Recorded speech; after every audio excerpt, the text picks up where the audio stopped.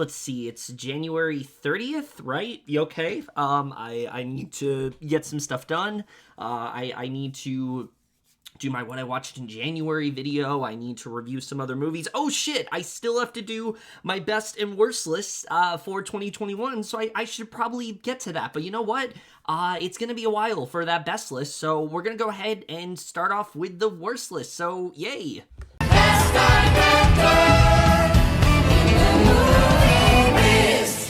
Listen, right off the bat, I know that this is very much delayed, like a lot of things this year. I just wanted to be able to watch as many movies as I possibly can. That's why it's taken me a while to get this out. That's why it's going to take a while for the best list to come out. That's going to come out in about probably like 2 weeks or so. But I figured I would at least put out my worst list now. However, this year, it's a little bit different from what I normally do, because most of the time when I'm doing these worst lists, it is an abridged version of the like epic rant that I, did previously. But I'll be honest with you guys, I'm kind of starting to not like the idea of those. So I think moving forward, unless a movie like really grinds my gears, I'm probably not going to do those epic rants as much anymore. But that doesn't mean you're not going to get a worst list video, because it's tradition. It wouldn't make sense for me to not make one at this point, because I've done it for so many years. But like I said, I think the thing that sticks out the most about my worst list this year is that the majority of these movies I'm talking about, I did not do a full review for, because I just did not have the time to do so, or I just didn't have the desire to really like go in depth about some of these movies. And instead I decided I would just take a week and binge a bunch of terrible movies, because that's a great idea, right? Lose even more sanity than I allegedly already had. So that's great.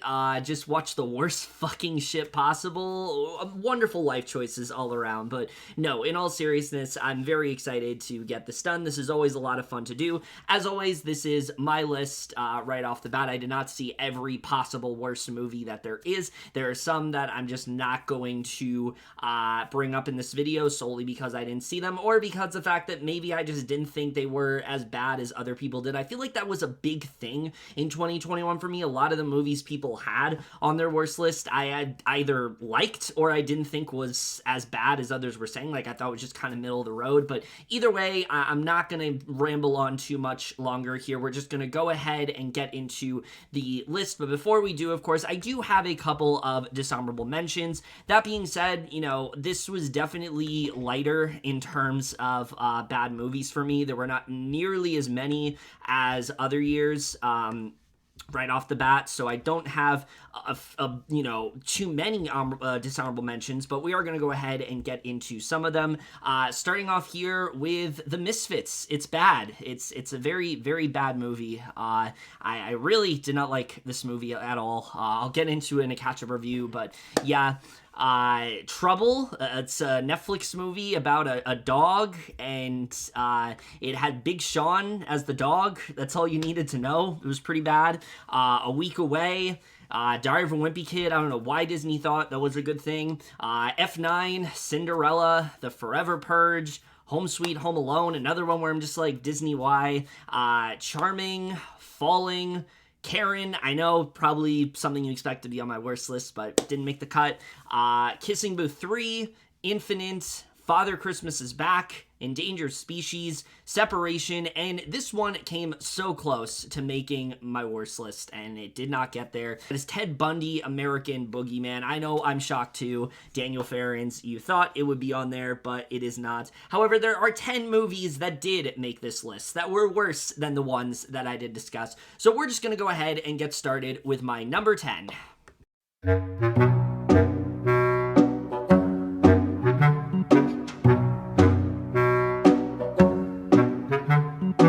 Look, I'm all here for unconventional Shakespeare adaptations. I think there's been some really good ones out there, but when you have a film like this that is so style over substance and so obnoxious to the point of absurdity, I just can't defend anything that goes on in Die in a Gunfight. This is a film that has very little resemblance to its source material. It makes so many changes that just make very little sense as to what's going on. It has some of the worst dialogue I have heard all year. It, for some reason, decides to have Billy Crudup doing narration, even though his character never appears in the film, and we have no idea what his association with anything he's talking about is. There are so many deviations they make to the source material that feel so superfluous. It's like it's just there just to kind of throw you off and just to like surprise you, and it was just really annoying to me. Diego Boneta, I've said it before, I'm sure he's a really nice guy, but he just lacks so much charisma for me, and that is very much the case here. The ways this film goes about telling this story and things like that, just nothing about this really did end up working for me. You know, Alexandra Daddario, I like her as an actress, but I don't know why, you know, you have her in this, and then Justin Chatwin as well. I don't know what he's doing in this, especially when he hasn't really done anything in the last few years. This is the first thing he does in a while. It's very disappointing overall. You know, it's very style over substance. It's not a film that I very much did enjoy. Like I said, I'm all here for different type of adaptations, but this was just a little too ridiculous for me, and I really, really couldn't stand this one at all.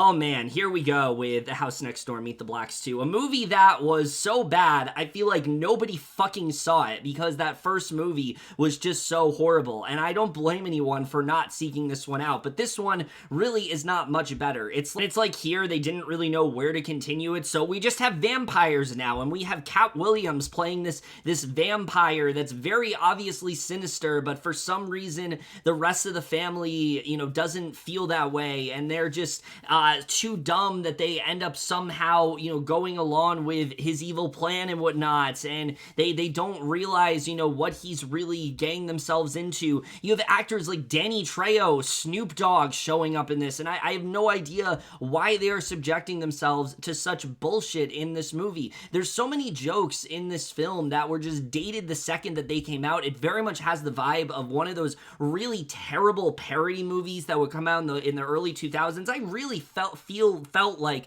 you know, we were over these kind of movies. I don't know why these movies are still being made, why these are still a thing, but for some reason, that's what's going on here. I don't know why there's so many offensive and problematic jokes in this movie, but yet at no point in this film do they want to acknowledge the fact that Brisha Webb's character is supposed to be a teenager, even though she looks like she just walked off the set of A Fall from Grace. Literally nothing seems different in terms of like physical appearance or anything. There's so many things that enrage me with this one. The first one already looked very cheap. This one somehow looks even cheaper, and I'm really hoping to God that the fact that this bombed as badly as it did, hell, was quietly released as much as it was, really just puts this to rest entirely. I don't want to see movies like this get made anymore. I feel like these aren't things that nobody really wants at all. These parody movies, the entire problem with them is that all of the jokes that they're making end up being dated like the second that they come out, and they're just not really relevant anymore. There's so many easy and just cheap jokes here that I really couldn't stand here at all. There's a lot of talent wasted. Just please stop making these movies. That's all I ask.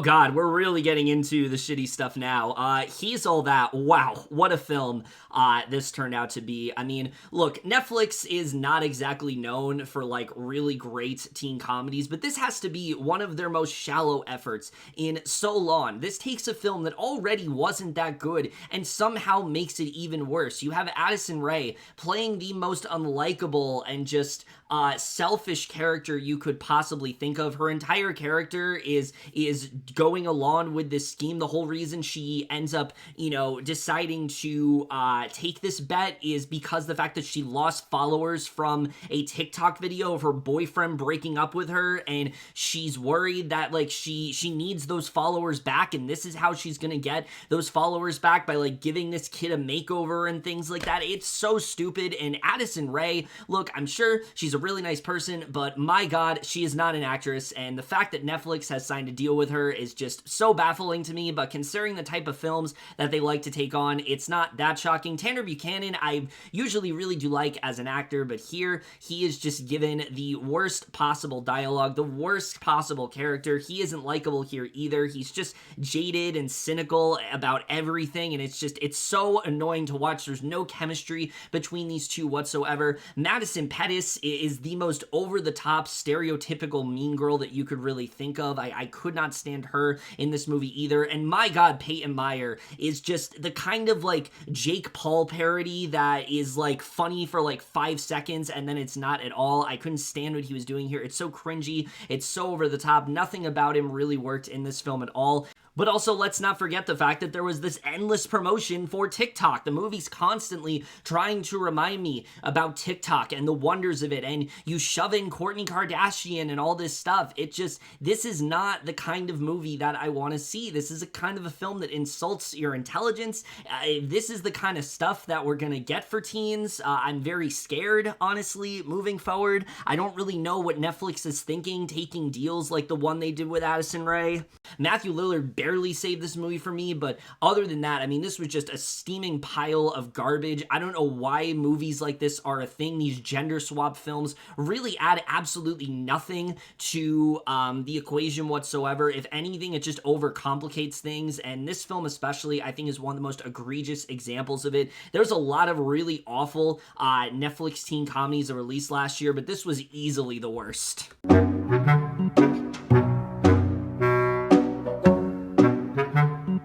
So Daniel Farron's barely avoided the list with Ted Bundy, American Boogieman, but he comes back around with his second film that he did last year, and Ainley Warno's American Boogiewoman, which is just, I think, the textbook example of everything that's wrong with him as a director. Horrible acting, check. Terrible casting choices, check. Inaccurate sort of history of the person that he's portraying, check. A film that's focused on a potential event in character's life that could have happened and isn't really an accurate portrayal of who they really were, check. I mean, this film really just has everything wrong that Farron's continues to dip into. I don't know why he wants to continue making these movies. This film especially, it's so hard to tell what he's even trying to get at here. Is he trying to tell a story about greed and how that really consumed Warno's over everything, even when it was people that she clearly cared about?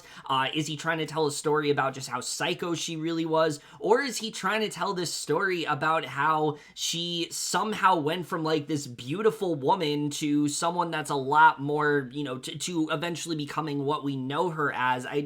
It's so hard to tell what he's even trying to get at when it comes to this film. But perhaps the most egregious choice that he ends up making is taking someone like Aileen Wuornos, who, yes, the same Aileen Wuornos that Charlize Theron portrayed in Monster, which is a movie that I have never wanted to see more than after watching this film, and for some reason turn her into this beautiful woman, and it's just such a weird choice what he decides to do here. I didn't understand any of what he was trying to get at. Is he trying to get at the idea that serial killers are nice looking too, and that they can mislead you? I don't really know what he's trying to get at here. It adds absolutely nothing to the movie.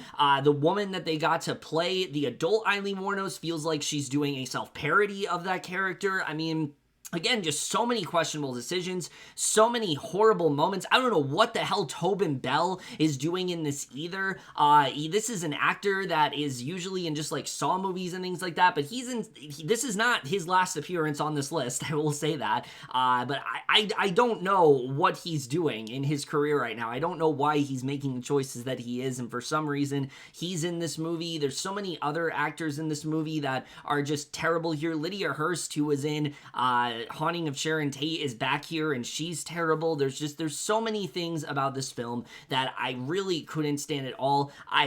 Look, I'll give him this. He's no longer glorifying tragedies and not trying to exploit off of them in like a horrifying way. What he's doing now is trying to give these really weird portrayals of serial killers. And with Aileen Wuornos, he focuses on this random time in her life when she was married to some old guy for like his money, and we're supposed to, I guess, focus on the idea that she's so caught up in greed and things like that, that she wants to take his money and she isn't really focused on all of that, and this is what kind of like molded her into a killer. I honestly don't know what the point of this film is, and I think that's one of Daniel Farron's biggest issues, is that now I'm having an issue where I don't understand what the point of these movies are, and they just want to make me watch, other adaptations of these real life killers that are far more interesting. There's nothing this movie is trying to say that is fascinating to me. There's nothing about Eileen Wuornos that this movie is getting at that I think other films haven't done in a much better light, and I think that's a big issue that Farron's is recently having. I just continually am baffled by everything that Farron's continues to dip his toe into,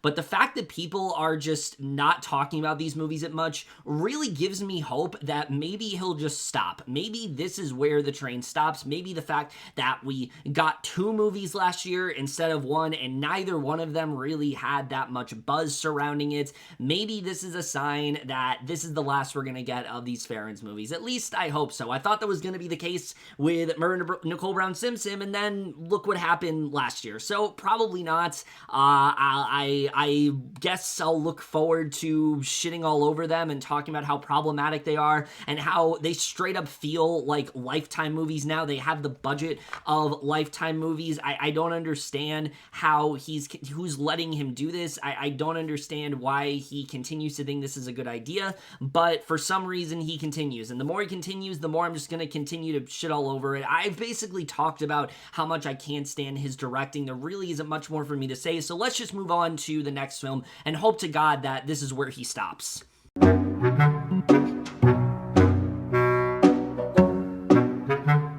My God, where do we even begin with music? Look, people have said so much about this film. This is a film that was the subject of so much hate and ridicule against it, and rightfully so, because it is one of the most misguided and fairly disgusting films, I think, that came out all of last year.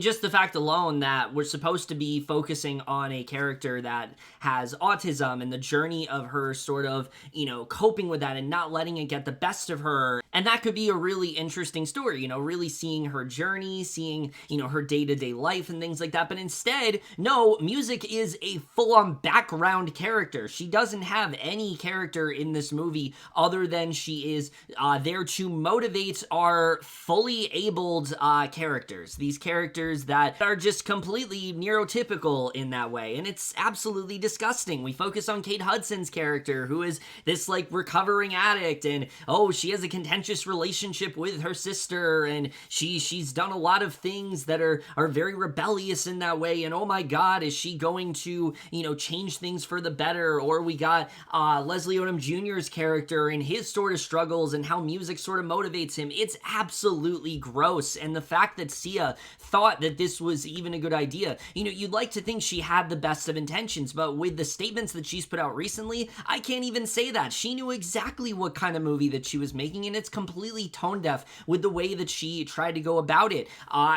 You have Maddie Ziegler here, who is an obviously able-bodied actor. This is not someone that is on the spectrum. She's even said before that she did not think that she was right for this role, somehow got swindled into this, and God help her, you feel so bad, but she's so horribly miscast in this movie, playing such a offensive portrayal of this character, never really giving us a chance to dive deep into who music is. All she does is twitch and make these offensive mannerisms, and there's really no defining traits to her whatsoever. It's just so gross to think about. The prone restraint scene, I have no idea why anyone thought that was a good idea. I understand that Sia was like, I'll remove it now, but the fact that you thought that was something that was okay to put in, I can't even fully comprehend that. But then you focus on the music part of this movie, and that also just feels completely superfluous. At points, it feels like it's just here to promote Sia's music. So everything about this movie just leaves you feeling so icky at the end of the day. It's so ill-conceived. It's so toxic in that way. I really have no idea what Sia was thinking when it came to anything in this movie. The fact that this film got some Golden Globe nominations, that alone shows why we can't take the Golden Globe seriously anymore, right? Just everything everything about this film is just so disgusting to think about. The only good thing about music is that it's going to be the blueprint now for exactly how not to portray this kind of story. You know, when it comes to a film about a character that's on the spectrum, this is exactly not the way to go about it. And hopefully, you know, there will be better films that come along and we can just look back at how terrible this movie is. But it does not change the fact that this is such a grossly uncomfortable movie that I just have such a hard time understanding why anyone thought was a good idea. But at points feels like Sia is just trying to like virtue seek. She's trying to shed light on a topic she knows very little about. The fact that the only, you know, sort of thing that she consulted is Autism Speaks, which is a very well-known organization for demeaning autistic people. It's so misguided to me. I don't understand why she thought any of this was a good idea. There's so many baffling choices throughout this movie. It's just a flat-out disaster pretty much on all fronts.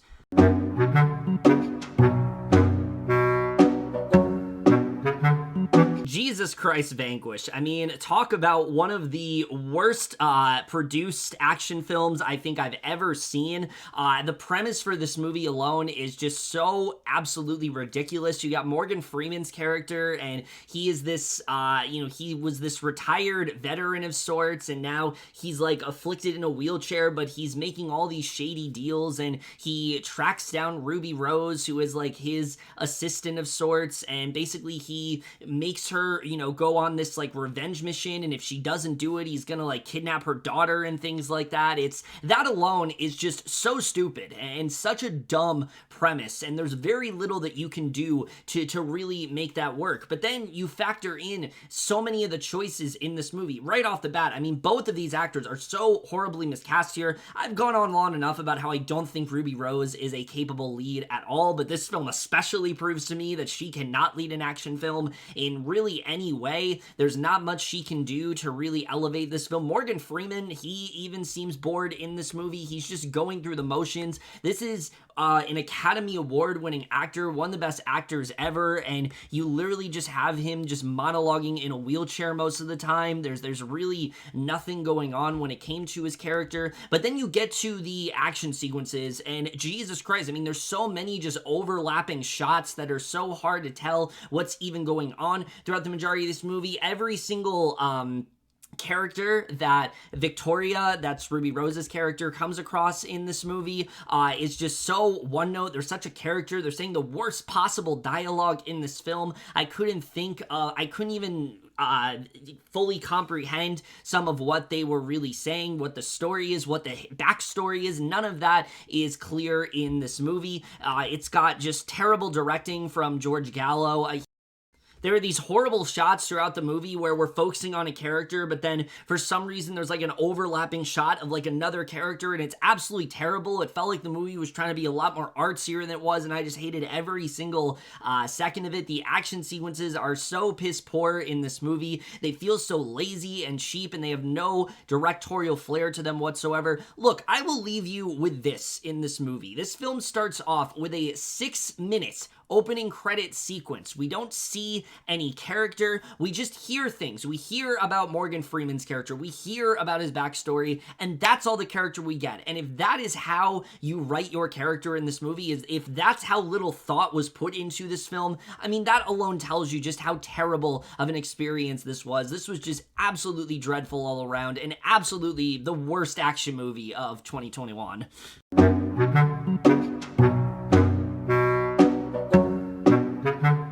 This is what it's come to. I'm talking about a fucking Bruce Willis direct-to-DVD movie, and yeah, it sucks. It's terrible, but I think what really makes Cosmic Sin stick out, aside from just how terrible the acting is, how terrible some of this dialogue is, I mean, literally one of the first lines in this movie just made me cringe so much. I hated so much of the dialogue in this film. Bruce Willis not giving a fuck. I mean, he just seems so over everything in this film. He does not put any effort into it whatsoever. He just seems borderline tired in this movie, and I just want to know, like, what made him so miserable? You know, what really caused Bruce Willis to just, in every single movie he's in now, just feel so miserable, just feel like he doesn't want to be there. I really want to know what ended up happening with that to cause this, because I really miss when Bruce Willis actually put effort into films. But that's, aside from that, Cosmic Sin has so many other problems as a movie. The world building in this film is absolutely non-existent. I have no idea what they're fighting. I have no idea why any of this is supposed to matter. There's writing in the beginning of the movie, but nobody really talks about why they're fighting, why I should care about this, how it's affecting these characters. We're just supposed to go along for the ride and watch them take down these creatures. I don't know what they are. Are they aliens? Are they monsters? I don't know. The movie doesn't tell you, so why should I?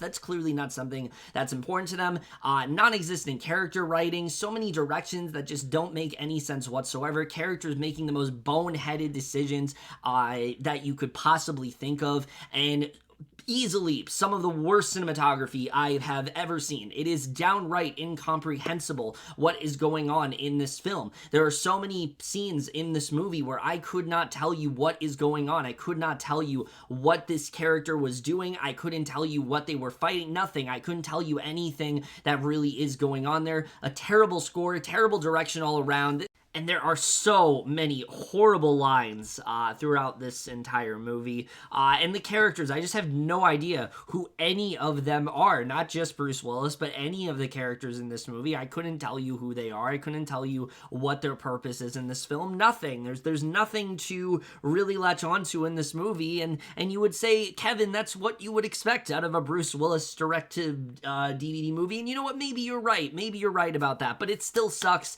And for all those reasons, I think it still has a fond place, has a firm spot on this list.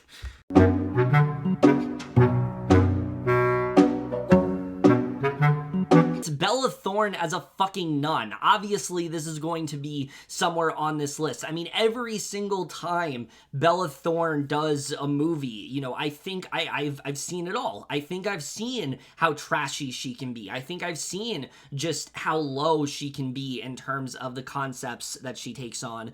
But then she makes a movie like this, and I'm not even going to tell you what it's really about, because I went in knowing absolutely nothing and being so utterly baffled by what was going on, being so just angry at so many decisions these characters make, at so many of these characters in this movie, which they aren't characters. They're flat out just caricatures. They're there to do obnoxious and downright just like revolting shit, and that's their entire character in this movie. Bella Thorne has no arc in this film that she really does overcome. She decides to be rebellious and then she doesn't. Like, that's her entire character. There really isn't much of anything to her whatsoever. You have these characters parading around as nuns, and that's really it. It's one of those movies where it wants to be shocking, it wants to gross you out, it wants to do some crazy stuff, but it has zero substance to really back it up. There's nothing, going on with these characters. There's nothing to really dive into. The style is just so all over the place in this movie. The enemy that they're fighting in this film, we don't see until about an hour into the movie, and this movie is only 80 minutes long, so there really isn't much time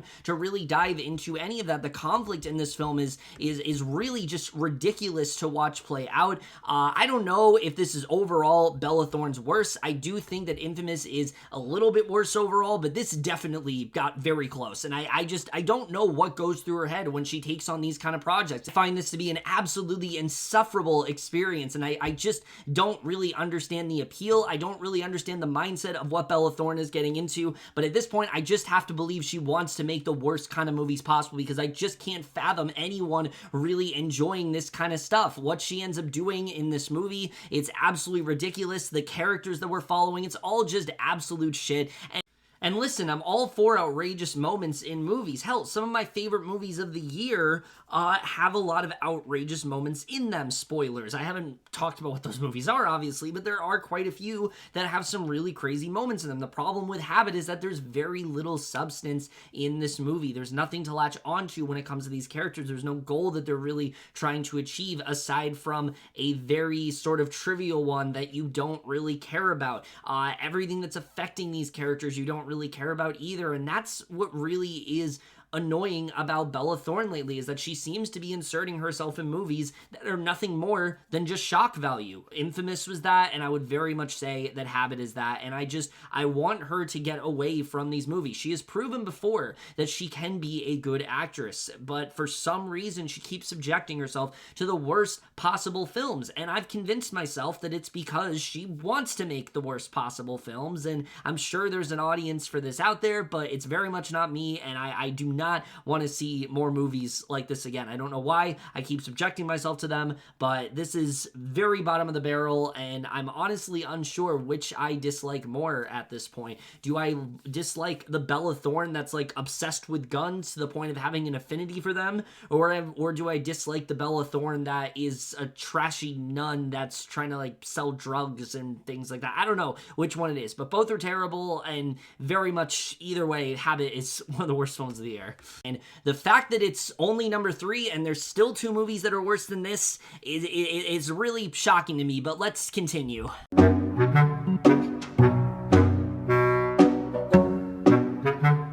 I will be honest with you guys, I did not have many intentions on watching Let Us In, but I stumbled across it on Hulu. I heard people proclaim that's one of the worst of the year, and yeah, they were absolutely right, because this is one of the worst attempts at a sort of children's horror comedy that I have seen in a very long time. I mean, everything about this movie right off the bat has so little understanding of how preteens or teenagers talk. There's so much dialogue in this movie that feels like they're trying to be so cool and hip and things like that, and it is just absolutely just, it is downright unwatchable to listen to. And listen, I've heard some bad dialogue in movies before, but my god, this really takes the cake for some of the worst I have ever fucking heard. There is a joke in this movie involving a fart joke, and it's terrible. It's so out of place. It feels like it's just here because the film feels like it needs this like ridiculous comedy. There's a scene where our main character is being told, because of course no one believes her in this movie. Nobody believes the threat that's out there because everyone has to be a fucking dumbass in this film,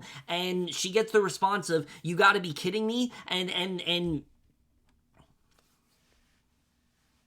you know, she tells this adult character, "You gotta be kidding me," and his response is that he's serious as a tornado. There's a point in this movie where there's an elderly woman, and she literally quotes the "I've fallen and I can't get up" scene. Like, I don't know what this film is really trying to go for. I have a very hard time trying to figure out if this movie is trying to be serious or not. The villains in this movie especially are not even remotely scary. They are the most obvious characters that you could think of. I mean, literally, just think of like someone in a hoodie and a black hoodie and glasses. That's their entire characterization. There's nothing else to them. This movie itself just feels so fucking cheap. All of these actors feel like they don't want to be here. They're reciting the worst possible dialogue. The main friendship in this movie is so hard to buy into because of this ridiculous age gap in the movie. You don't buy for a second that these two characters would be friends, especially with their personalities. They clash terribly in this movie. And Mackenzie Moss, I understand that, like, she clearly wants to be an actress. So this is one of the worst cases of nepotism that I could possibly think of. And then, of course, you know, thinking about just how cheap and terrible this movie is, it really is not surprising to me when I realize that Craig Moss is behind this film. Yes, that Craig Moss that did things like the 41-year-old virgin who knocked up Sarah Marshall and felt super bad about it. The fact that he's the one behind this film really is not shocking to me at all, because he really delivers some of the worst possible dialogue that you can think of. He has so little understanding of what really makes this work. There's nothing about this that feels organic. There's nothing about this that's particularly fun to watch either. The mystery itself, there really is not a mystery. It's so obvious what's going on. I don't know why the movie tries to drag it out. The horror elements don't work. The comedy elements are absolutely just insufferable here. And once again, poor Tobin Bell in another movie that I'm just questioning, why did you sign up for this? And his scene itself, it's just so random and just feels like it has no purpose in this movie. And then eventually they bring him back for a sequel bait ending that I really hope we never end up getting. Just so many things about this movie is just so utterly baffling to me. is easily one of the worst attempts that I can see. I mean, really, if you think about a Disney Channel movie that's a bit more edgy, that's really what this film is. That really is the best way to describe this overall, and it's the worst possible combination of both of those things. The way this film wraps up, the actors behind it, I mean, everything about this is just so bottom of the barrel, and the fact that it's not the worst movie of the year really says a lot about what the worst film of the year is. But I have to say, if you guys have been sticking with me throughout this year, you probably have a good idea at this point of what the worst movie of the year is, just because of how much I was just so angered by this last movie. But without further ado, the worst film of the year is...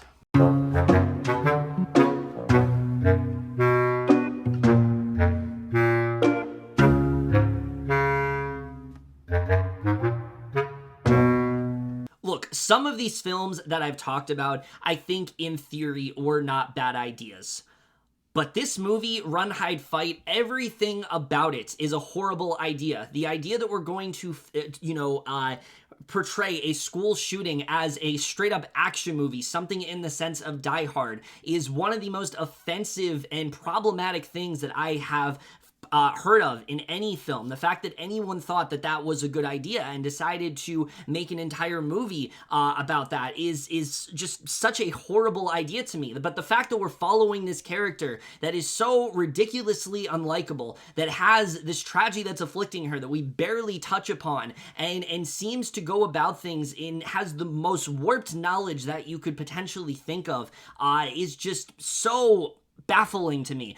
And especially portraying her character as this John McClane type hero is just so horribly insensitive to the issues that are going on here. There is no attempt made to focus on the trauma that this is affecting when it comes to these students. There is no attempt made to zero in on maybe the motivations behind why any of this would happen. No, the film is so focused on the event. It's so focused on just seeing characters be obedient towards these shooters and not really make any attempt to question their actions or freak out or anything like that. This movie is just, its focus is all wrong in so many aspects. But of course, this movie being, distributed by the Fuck Your Feelings crowd, they don't want to take any second to try to dive deep into those things, because all they care about is fighting back. That's what matters. You gotta fight the enemy, you gotta fight back, and you'll move on. And that alone is one of the most shallow fucking messages I think I've ever heard. And that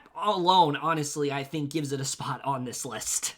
The bullies in this movie, especially the shooters that end up committing this act, the perpetrators in this film, they don't feel like actual teenagers. They don't feel like these teenagers that are, that have a motivation for what they're doing. They feel like straight up supervillains in this movie. The characters, all of the ones that we're following, are terrible in this film. There isn't a single character that you can latch onto in this movie, and I think the worst part of it all is that the entire film just feels so exploitative. The film is so focused on showing the tragedy and showcasing all of the terrible things that these characters are going through, but how they're gonna fight back. They're gonna fight back through it, because that's the way to really get out of this, right? If you fight back and you move on, like, that's how you're going to overcome this. No, that's a terrible message, and the movie really makes no attempt to showcase how this is affecting any of these characters, to really showcase the aftermath of what's happened. It only wants to focus on the actual event, and that's what really does bring this movie down. But then you have some of the worst acting you could possibly think of, terrible camera work, not to mention the horrible decision to decide to frame this around a senior prank week, so all of the staff and all of the adults in this movie think that what's going on is part of some elaborate stunt, even though characters are very visibly getting killed and characters are very visibly freaking out. For some reason, the teachers still feel that it's all part of a prank. It's just so many terrible decisions in this movie, but I think the worst of them all is that this movie is trying to make this seem authentic. This movie is trying to make this seem like a realistic experience, and it's absolutely not. It is one of the most morally reprehensible portrayals of a school shooting that you could possibly think of. It's one of the most offensive films I think I've ever seen. It's a movie that every single decision, virtually every single decision at least, was so utterly baffling to me. The ending of the movie, especially the note that it ends on, it's just such a horrible message that is driving this film, and the fact that people can defend this movie, I just can't fully get get behind. There's a lot of movies here that I can understand if some people like them. I just can't understand why someone would indulge in this movie. I just can't understand why someone would be able to get behind a lot of the ideas that are going on here. There is no film this year that angered me as much as this did. There is no film this year that outraged me as much as this did, and I really just don't want to ever have to think about this movie again. It is the bottom of the barrel for me, and by far the worst film of 2021. Well, as usual, that was pretty cathartic. You know, I always enjoy doing these videos, and I'm glad that I was able to finally get this done. As I said, my best list will be coming very soon. I'm sorry that it's taken a lot longer than anticipated, but there were a lot of movies that came out that I still want to be able to see. I still want to do a catch-up review and things like that, so I'm just trying to get all of that done before I can make an official best list. But until then, I hope you guys did enjoy this video. As always, comment down below. Let me know what movies you guys think are the worst of this year. Love to hear your thoughts on all of that. I'm sorry that I didn't get to review some of these films at length, but I'm hoping to change that in 2022 with the What I Watch segment and other things that I'm doing. I hope I'm able to just in general be a lot more consistent in terms of reviews, but we will have to see how, of course, that really does go. But that's it for this video. Hope you guys enjoyed it. We'll see you guys in my next video, and we'll see you guys for that. Okay, bye.